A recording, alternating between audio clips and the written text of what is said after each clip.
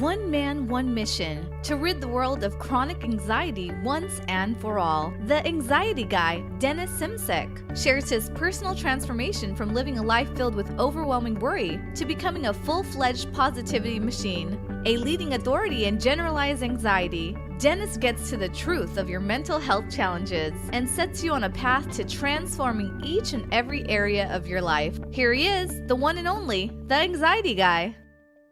Warriors, welcome to episode number 127 of the Anxiety Guy podcast. My name is Dennis Simsek. Before I get into this podcast, keep in your mind that the number one CBT-based program for anxiety is at anxietyexit.com.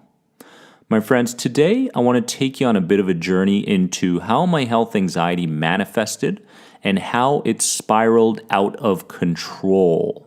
Because a lot of people have been asking, Dennis, what's your story? And as many YouTube videos as I have out there, I haven't really done a podcast episode going deep into childhood emotional traumas, rules and checklists that were embedded into me, and how it progressed towards a life of fearing every single sensation and bodily reaction that I interpreted as being a physical ailment, which in turn turned into health anxiety.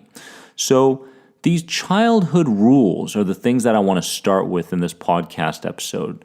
During my childhood, there were rules and checklists that were placed upon me that I took to a whole nother level as an adult, meaning never talk to strangers. That was a big one. And you know what? These are coming with good intentions from our parents. Never talk to strangers. Who knows? But you can see that never talk to strangers in their worldview and their perspective means that the world is a very scary place. Another one was be cautious in new environments and surroundings. So again, fear was being built up based around the idea that no matter where you go, you've got to be cautious. And then another one was a fear of not being accepted by friends and not pleasing my father's expectations enough, which kept my thoughts and muscles really tightened up. Now, when this happened, what happened was my brain created borders for me between what was safe to be around, what was safe to say, what was safe to do, and what wasn't. And those borders, my friends, were very, very inflexible. So there I was with all these rules, regulations, checklists, all of these things that were placed upon me that later on in life created these perceptions over what the world was, who people were, who I was, what my limits were. And the biggest problem that I see in today's world when we're raising our kids is the amount of limits that we place upon them, when in fact, we are limitless. Now, everywhere I went, I didn't notice what was right. I noticed what was wrong.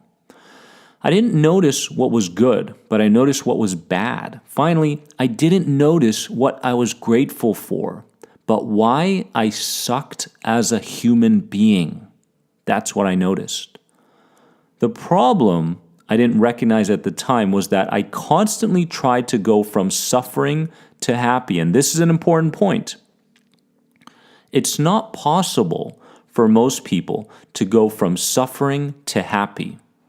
The actual path is from a negative, limited state, which many people are in today, to an understanding and action-based state, transferring over to a lighter state, which we call neutral, followed by a positive state. So as you can see, so much of the problem and the disgust within ourselves comes from the inability to move from a negative and limiting state to a positive one. And we say, you know what? It doesn't work for me. I don't deserve it. Maybe my parents and my authority figures were right. And we start to create these self-fulfilling prophecies. So it's a process. It's not a straight road. But if I go back into the years around 25, 26, I had my first major panic attack, which fueled major obsession over my health.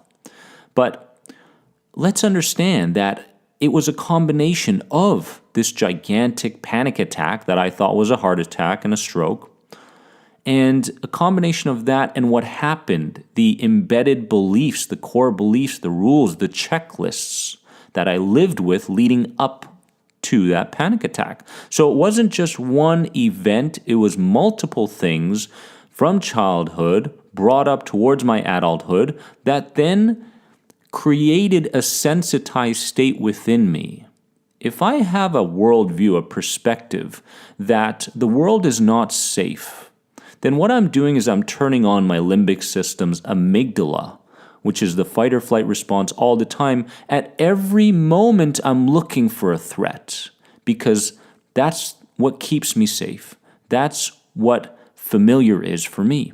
So what happened was after that panic attack, avoidance followed. Does this happen to you? I started to avoid everything.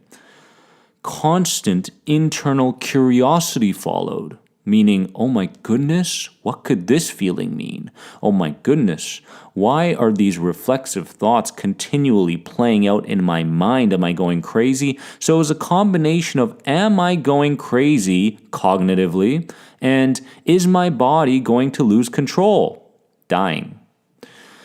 Dizziness and depersonalization took center stage in my life. One sensation led to what felt like a permanent residence in my body every single day.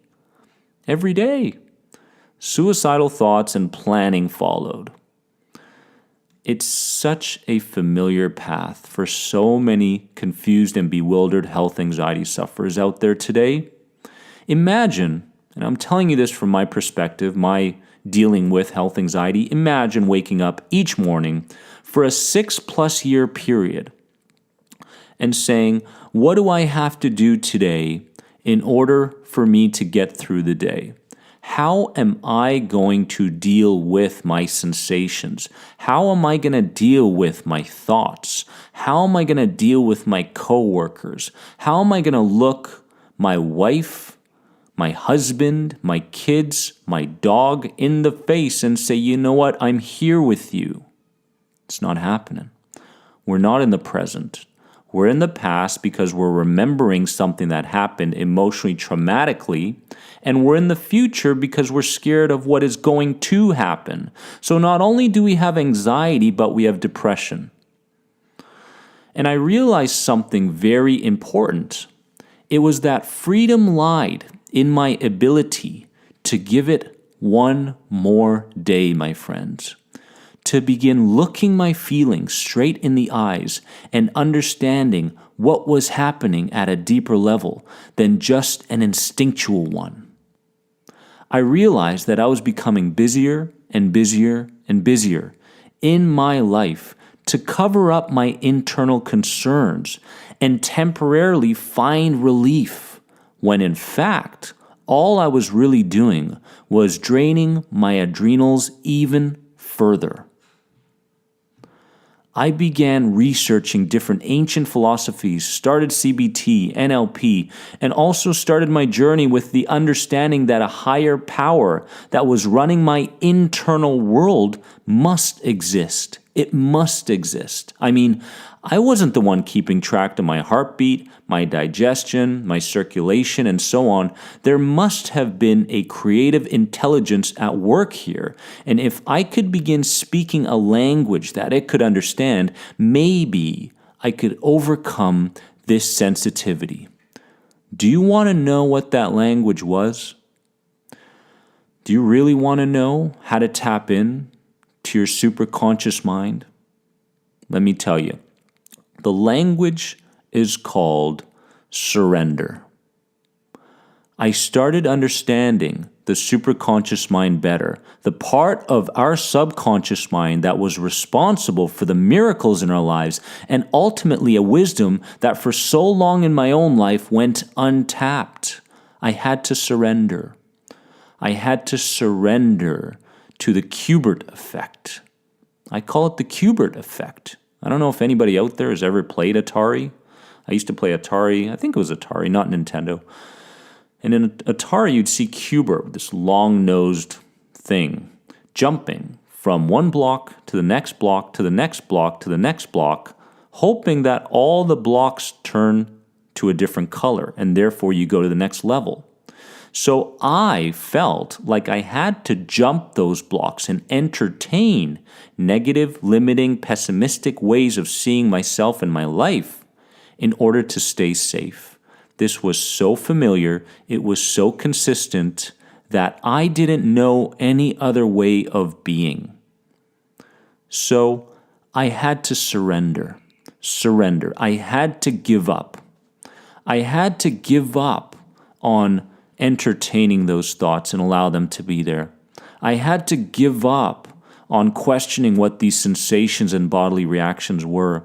I had to give up worrying over people's judgments and labels over me. I had to give up the physical activities such as, hey, you know what? I got to get up and I got to go to the doctor 3-4 times today. And then maybe I got to plan an emergency visit. And then maybe I got to get some reassurance from my friend. I got to make sure that they're on speed dial. All these different behaviors that were not serving me anymore, these habits, I had to give up. I had to surrender to those things because all of those things were giving me the opposite of what I wanted. I wanted peace. I wanted to experience life in the moment. I wanted to breathe instead of allowing my fight or flight response to do it for me. I wanted to spend time doing the things I loved around the people that I loved. But until I surrendered, none of those things were possible. And did I surrender in one day? No. I tapped into the understanding of surrender. I tapped into a deeper meaning of why all of this was happening. But surrendering took practice. I was practicing some other stuff for way too long, and now I had to practice something that seemed like it was on another planet. Surrendering? So I want to leave you with this very important quote, my friends. With great progress comes great sacrifice. If you want to progress, if you want to become desensitized, you have to sacrifice some things right now in your life. And that means giving up. You have to sacrifice and put your life in the hands of a being, a language, a system within you that understands what's going on much more than your conscious mind. You have to sacrifice. You have to sacrifice your time with your friends. You have to sacrifice those temporary pleasures. You have to sacrifice, and you have to go against your impulses. If you allow your impulses to run your life, you're going to live a miserable, confused, and bewildered life. With great progress comes great sacrifice, and I believe in you. So let's take the first step today towards surrendering. I love you. Have a wonderful day. And remember, you are more than anxiety. Do me a favor, share this podcast episode with someone who needs it. Bye-bye. Thanks for being an important part of the Anxiety Guy podcast community. If you enjoyed this podcast, please leave a positive rate and review. If you're searching for further support on your road to recovery from anxiety, head over to anxietyexit.com and take part in the powerful End the Anxiety program based around the CBT model. If you're searching for a more one-on-one approach, you can sign up now for personal coaching sessions with Dennis via Skype. Remember, you are more than anxiety. See you in the next episode.